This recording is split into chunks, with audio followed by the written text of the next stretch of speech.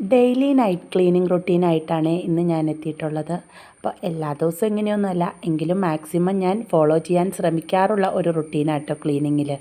മക്കൾസിൻ്റെ മൂഡനുസരിച്ച് ഇതങ്ങ് മാറി മറിഞ്ഞൊക്കെ നിൽക്കും കേട്ടോ. എങ്കിലും മാക്സിമം മടിയൊക്കെ മാറ്റിവെച്ച് കിട്ടുന്ന സമയങ്ങളിൽ ഡീപ്പ് ക്ലീൻ ചെയ്ത് അടുക്കള എപ്പോഴും വൃത്തിയായി സൂക്ഷിക്കാൻ ശ്രദ്ധിക്കാറുണ്ട് കേട്ടോ.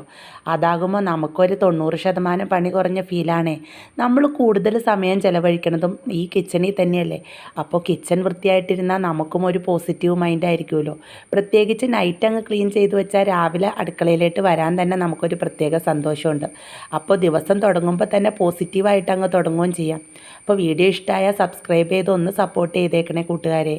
അപ്പോൾ എല്ലാവരും ഇങ്ങനെയൊക്കെ തന്നെ ആയിരിക്കൂലേ.